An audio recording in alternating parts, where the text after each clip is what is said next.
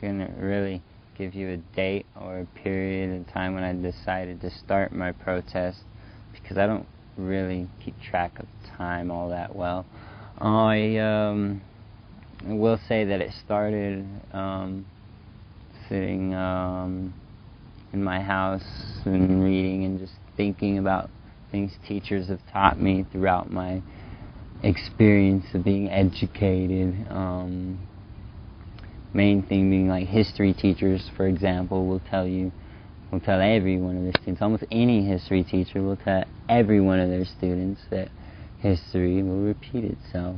And you start to ask yourself, why do teachers tell us these things? Why are these things important? And I got this quote on my wall right underneath this picture. It's a badass poster of Albert Einstein, and he's just like, loving life, and it's a really cool one. And the quote is this big old long quote that I wish I had on me.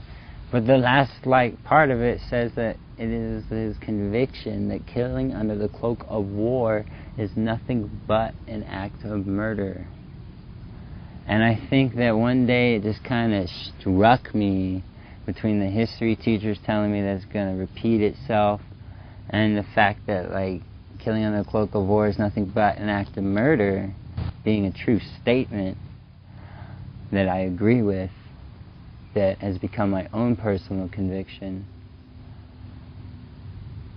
makes me terrified at the reality, the fact, the age we're living in right now. Murderers are running the show. People who are responsible for war that's responsible for killing 100,000 Iraqi civilians. It's a lot of people. And those are civilians. Those are people. Those aren't enemies. Those are people. Those were people we were sent there to help, supposedly, and now we're dead. 100,000 of them. 4,200 troops and more dying every day. How many more got to be lost in that? So as that, obviously that's a passionate subject for you. So what brought you to going to the campus to yell and to be... That's a place you can yell and be vocal about it. I don't care. There ain't no ands, if, or buts about it. Let's take it to the Supreme Court. They want to try and shut me up. This is the place I can say whatever I want. If I wanted to, if I was ignorant enough, I could disseminate hate propaganda and be like racial bullshit and be like blah blah, you know what I mean? I could be a fucking Nazi and I can get away with saying whatever I wanted because this is a university setting. That's the freedoms that we have to live with. So people have to live with me blabbing off about how this war is bullshit and that basically the Nazis are already running the fucking show when they're getting away with mass murder. And we're part of it because the way our documents are written are we the people. So if I don't use my voice, I'm just as responsible as them. If I don't say that I don't like what's going on, then it's like signing off, an assumption. It's assumed, which makes an ass out of everyone. But trust me, it's going to make an ass out of us all if we continue to let them assume that we're okay with mass murder on our hands. Because this is one nation united. That means we got to make a stand. And we got to remember what this nation was founded on and upon and under God. And that God is who we're going to have to answer to if we just do nothing. We say these are rights, you know what I mean?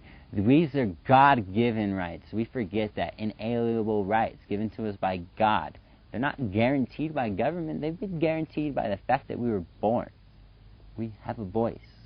We have thought. We have will. We can do whatever we choose.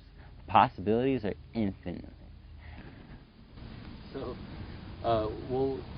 is that the only problem?